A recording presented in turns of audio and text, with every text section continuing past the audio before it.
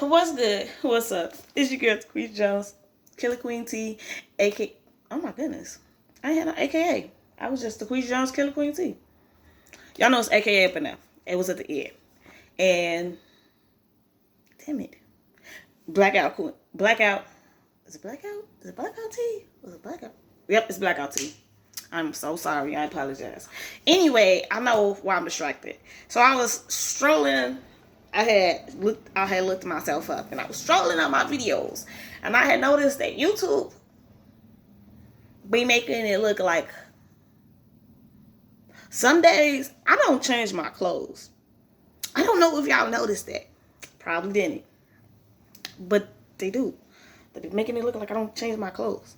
Like I have on the same outfit for like 2 days. That's what they be making it look like. I'm just saying. Peep that. They're like, no, we can say over that. Anyway, chapter 5 of The Little Lame Prince. If any reader, big or little, should wonder whether there is a meaning in this story deeper than that of an ordinary fairy tale, I will own that there is.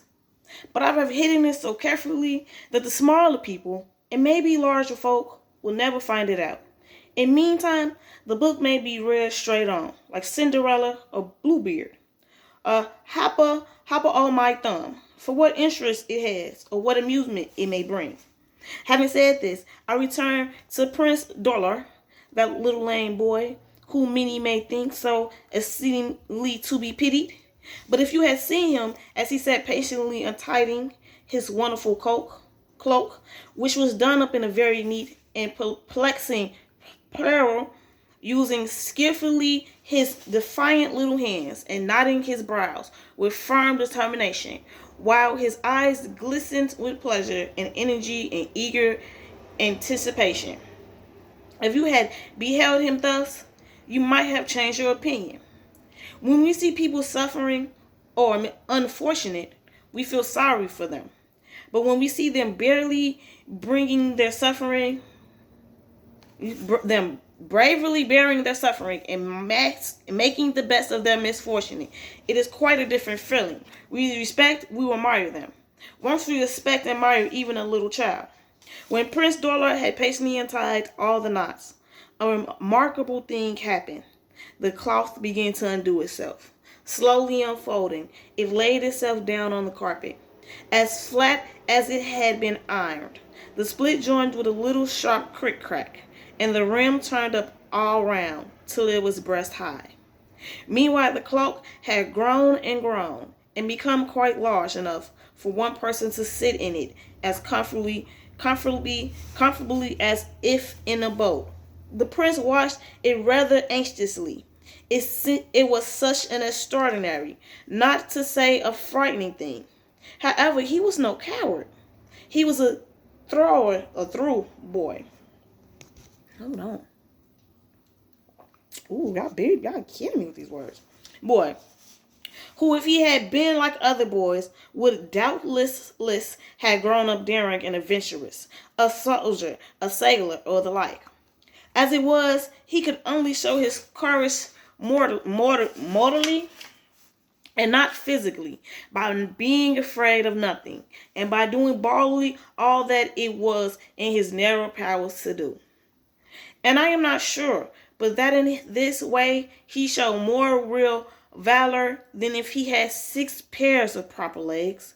He said to himself, what a goose am I, as if my dear godmother would ever have given me anything to hurt me. Here goes. So with one of his active leaps, he sprang right into the middle of the cloak, where he squatted down, wrapping his arms tight around his knees, for they shook a little and his heart beat fast.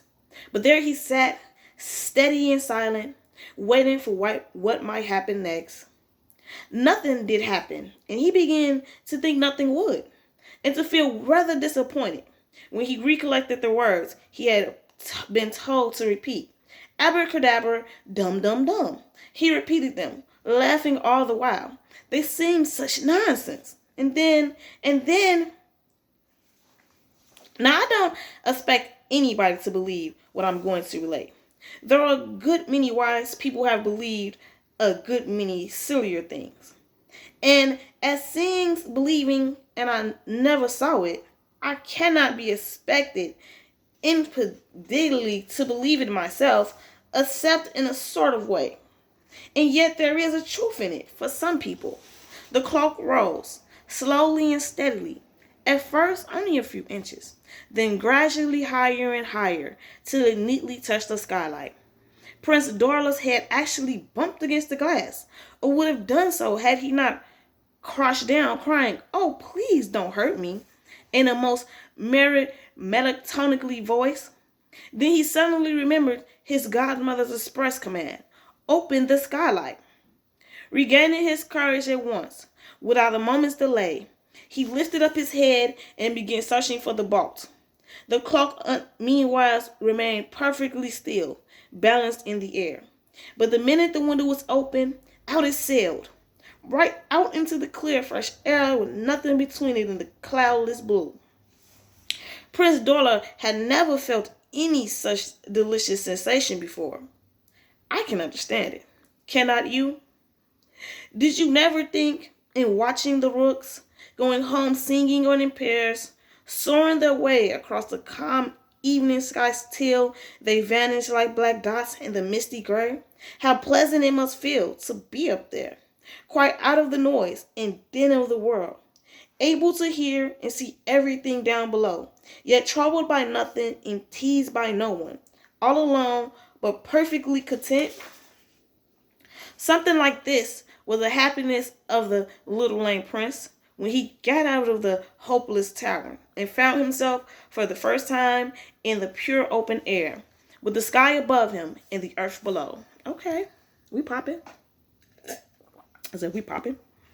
True, there was nothing but earth and sky. No houses, no trees, no rivers, mountains, seas, but a beast on the ground or a bird in the air. But to him, even a level plain looked beautiful. And then there was a glorious arch of the sky, with a little young moon sitting in the west like a beauty baby queen. And that evening breeze was so sweet and fresh, it kissed him like his godmother's kisses. And by, a few stars came out, first 2 or 3, then quantities. So that's when he began to count them. He was utterly bewildered. By this time, however, the cool breeze had become cold, the mist gathered, and as he said, no outdoor clothes, poor Prince Dolor was not very comfortable. The dew fell damp on his curls. He began to shiver. Perhaps I'd better go home, thought he. But how?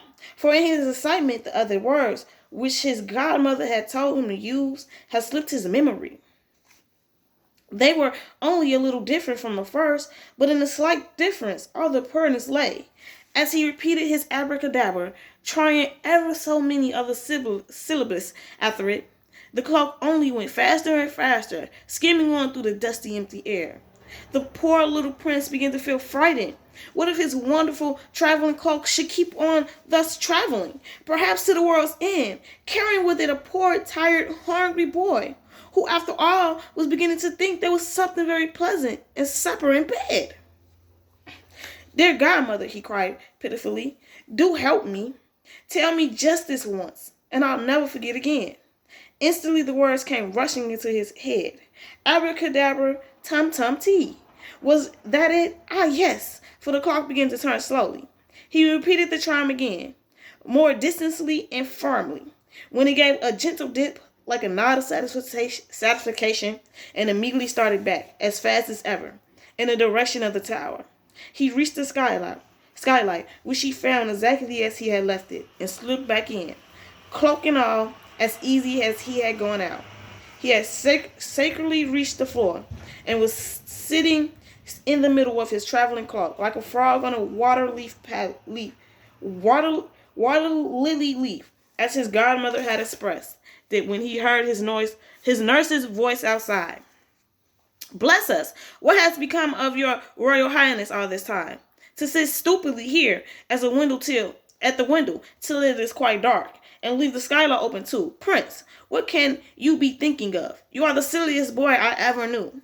"Am I?" he said absently, and never heeding her crossness, for his only anxiety was lest she might not she might find out what he had been doing. She didn't think he was doing nothing.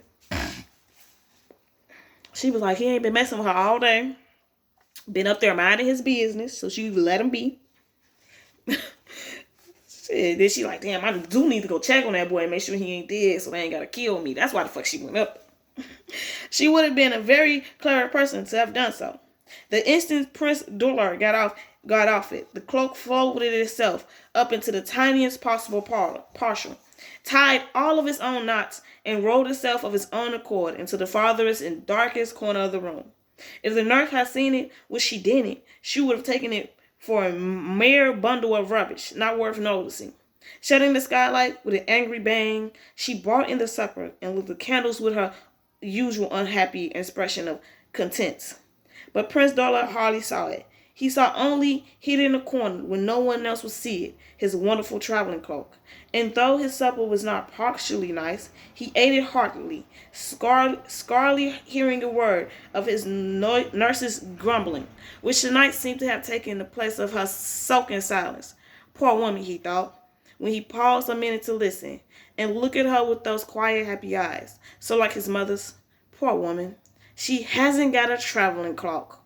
And when he was left alone at last, and crept into his little bed, where he lay awake a good while, watching what he called his sky garden, a planet with stars like flowers, his chief thought was, I must be up very early tomorrow morning and get my lessons done, and then I'll go traveling all over the world on my beautiful cloak. So next day he opened his eyes with the sun and went with a good heart to his lessons. They had hit a horror began the chief amusement of his dull life. Now I am afraid he found them also a little dull. But he tried to be good. I don't say Prince Dollar always was good, but he generally tried to be.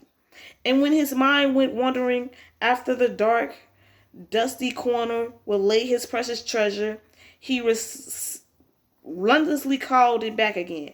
For he said, how ashamed my godmother would be of me if I grew up a stupid boy.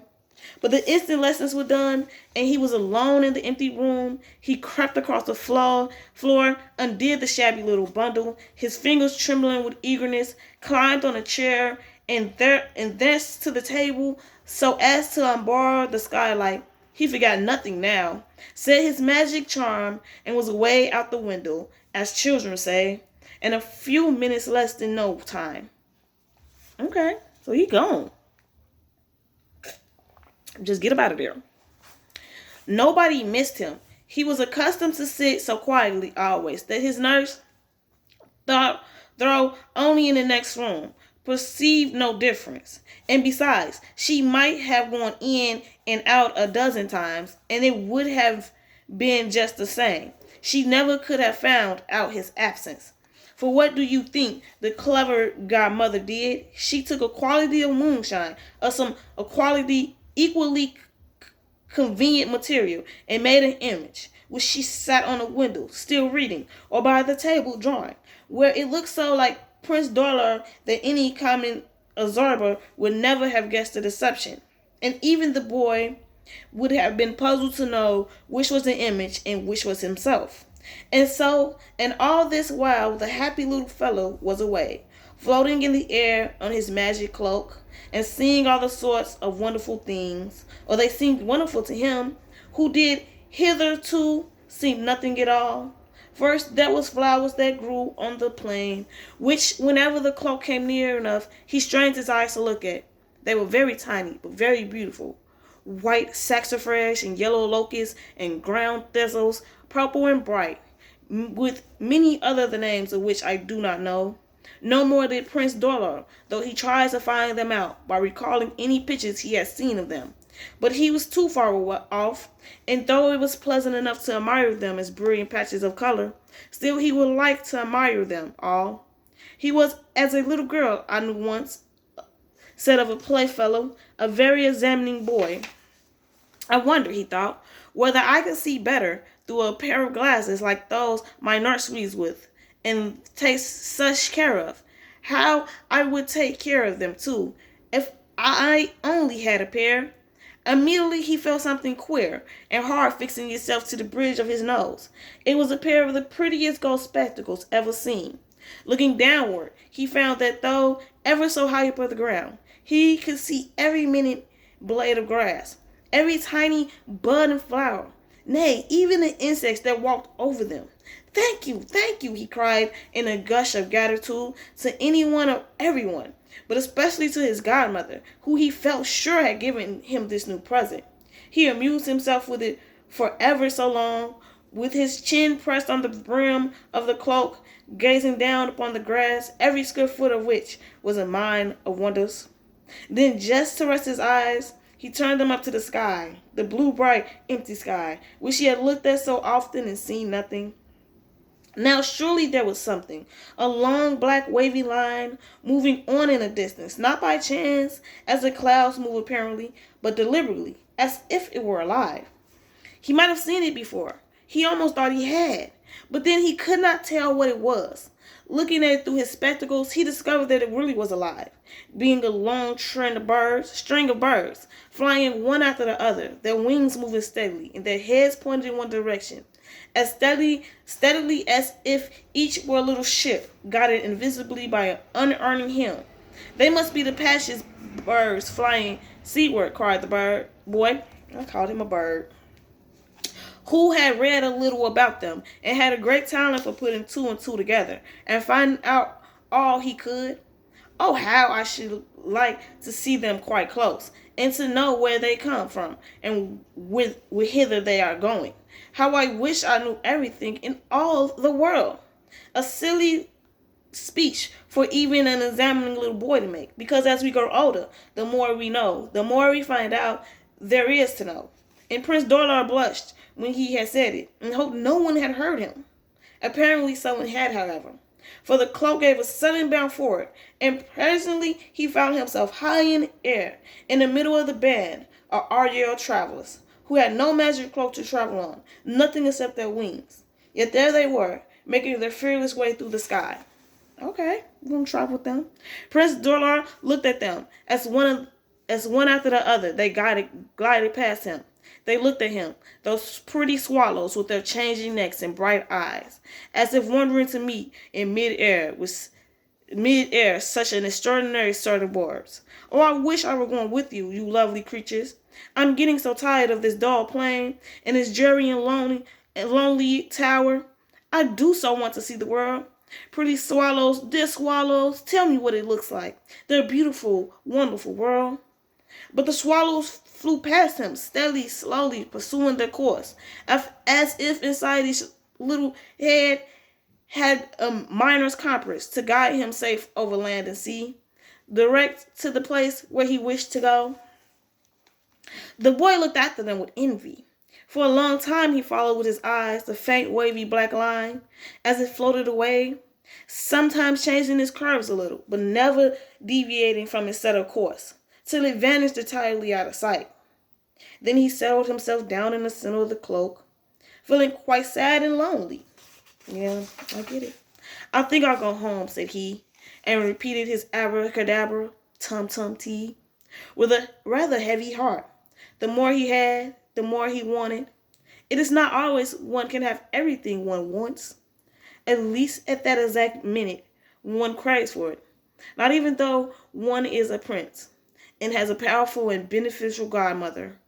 He did not like to vex her by calling for her and telling her how unhappy he was, in spite of all her goodness. So he just kept his troubles to himself, went back to his lonely tower, and spent 3 days in silent melancholy without even attempting another journey on his traveling cloak. Because he know the godmother going to come and ask him what's wrong. We finna be on chapter 6. He know she going to be like, what's wrong, baby? I see you ain't been using the traveling cloak. The traveling cloak. Did something happen? Okay, we got an ad. Yeah. Blackout. The ad is subscribe to my channel. That's the ad. Subscribe to my channel. Listen to me do voiceovers. Judge my voice. Just judge me away in the comments. That's what I'm telling you. My voice. Okay. Now we on to the tech. You know what? You can't help but love the tech.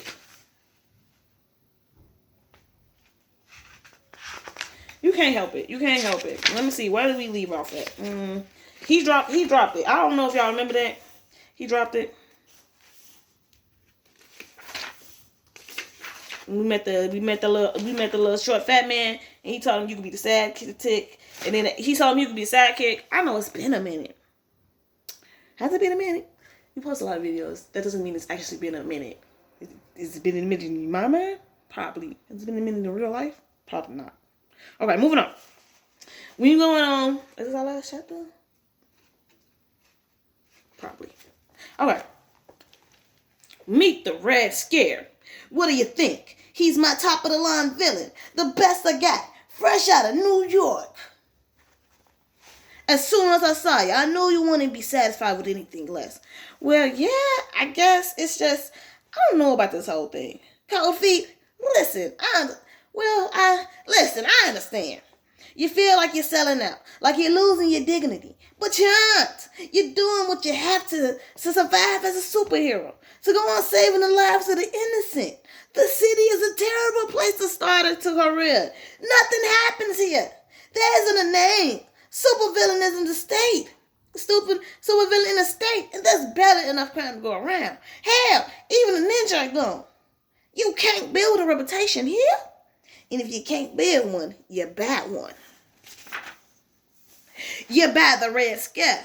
Once you defeat the living embodiment of the communist menace, you'll be the king of the heap in this town. You're right, Mr. Savvy. What do I do? First off, call me Morton.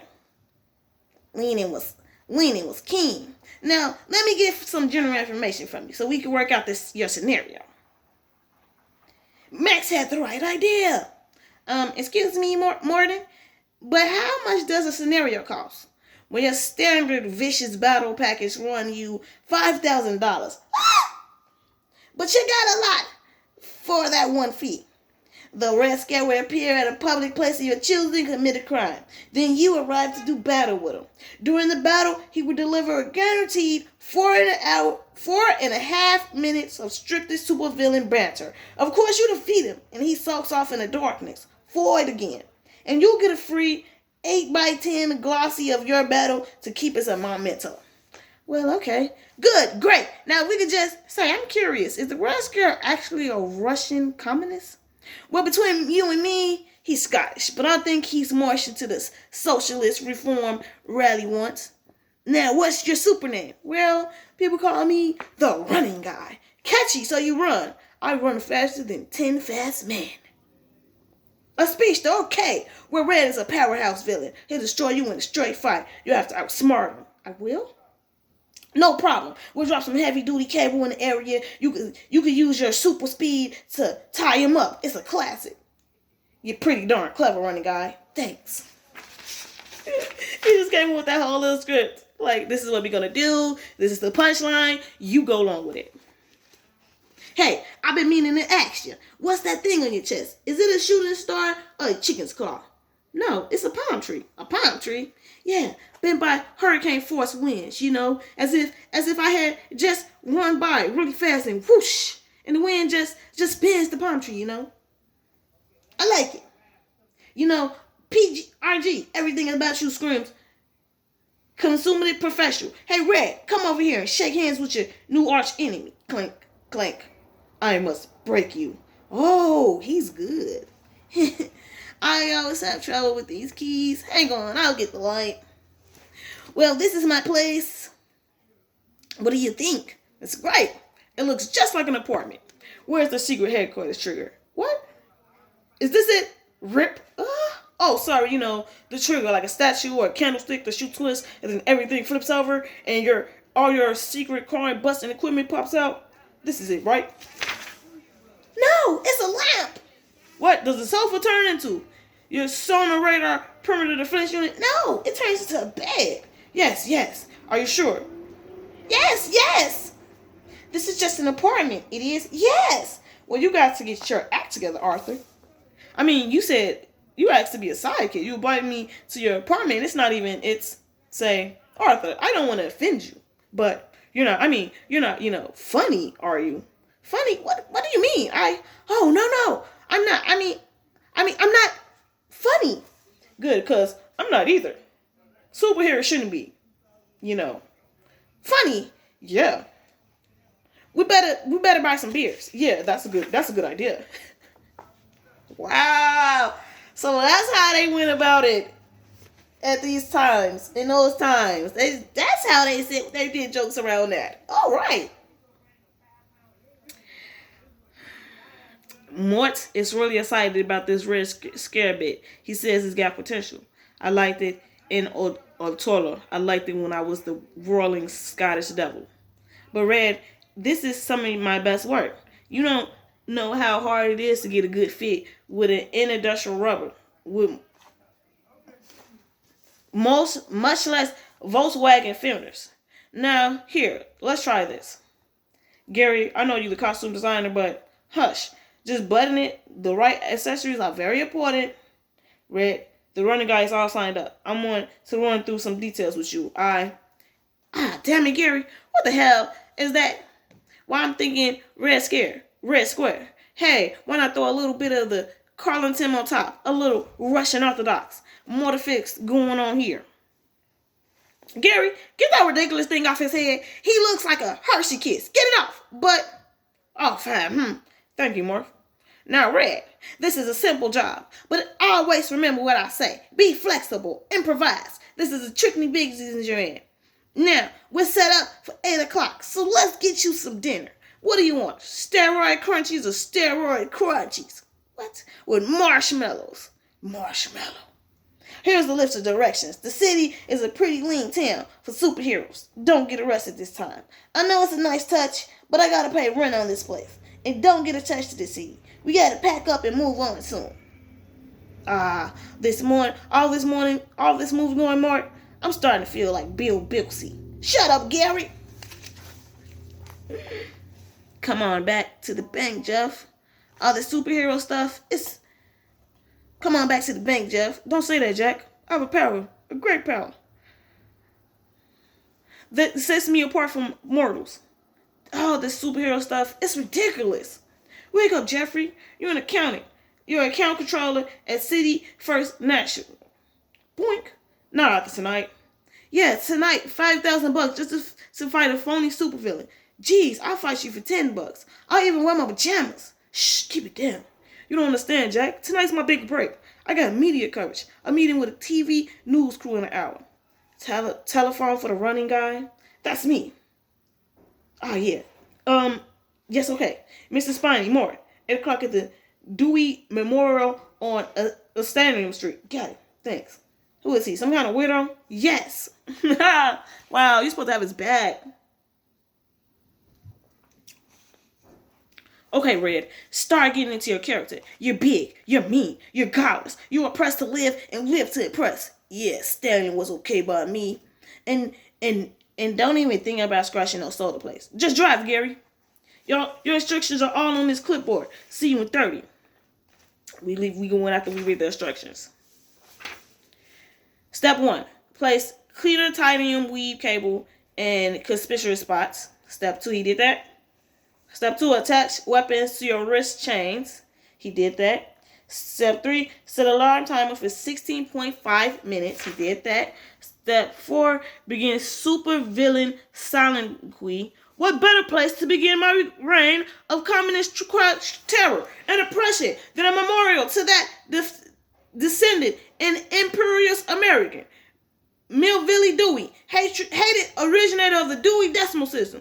I, the Red Scare, will ruin this place for everyone. Step 5, destroy. So that's where we're going to leave it at. He's just out here destroying stuff. And you need to destroy. You know what you need to destroy? That like button.